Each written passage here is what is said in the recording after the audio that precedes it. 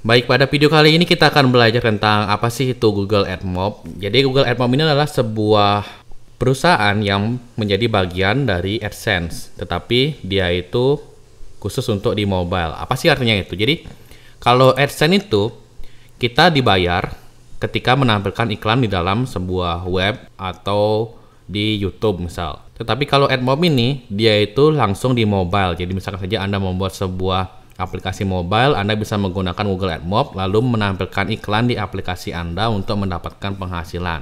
Nah, itu bedanya AdMob dengan AdSense. Tapi penghasilan kita yang ada di AdMob ini akan secara otomatis bakalan masuk jadi satu di AdSense-nya. Jadi buat Anda yang download aplikasi AdMob dan AdSense misal, di aplikasi AdMob itu akan muncul berapa sih kita mendapatkan penghasilan per bulannya atau per harinya.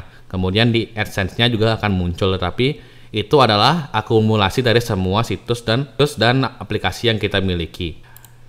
Jadi kegunaannya itu adalah kita bisa menghasilkan pendapatan dari Google AdMob ini dari menampilkan iklan. Misalkan saja Anda pernah melihat sebuah game gitu. Jadi kan ketika kita menang itu disuruh nonton iklan untuk naikin koin atau lipat gandain koin gitu. Itu adalah Google AdMob penyedia iklannya. Jadi kita itu dibayar untuk menampilkan iklannya itu. Nah, dibayarnya itu adalah kita per view ataupun per klik, jadinya lebih fleksibel dan juga tergantung dari negaranya. Jadi misalkan saja kalau negara yang tempat aplikasi yang Anda publish itu misalkan saja semua negara gitu di Play Store, aplikasi Anda itu bisa diakses oleh semua negara misal. Nah, masing-masing negara itu kita itu per 1000 view itu beda-beda dapatnya. Kalau misalkan negara yang maju kayak Amerika gitu bisa sampai 4 juta per 1000 view misal seperti itu.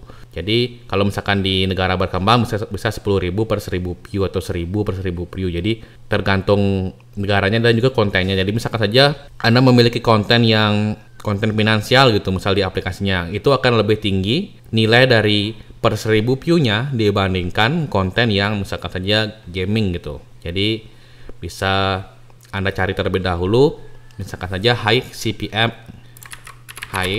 CPM country gitu, atau niche juga bisa. Nah, sini bakalan ada daftar topik apa saja sih yang dia itu bayarnya itu lumayan tinggi. Oke, kita langsung saja. Jadi di AdMob ini cara kerjanya itu adalah kita menampilkan iklan dalam bentuk yang sudah disediakan di dalam aplikasi. Ada yang bentuk banner, ada yang bentuk natif, ada yang bentuk reward. Reward ini yang tadi sudah saya ceritakan. Jadi dia itu ketika kita misalkan saja menang kuis gitu, misal game kuis. Jadi kita itu mendapatkan koin tambahan gitu. Si user ini mesti nonton video selama 30 detik misal kayak gitu.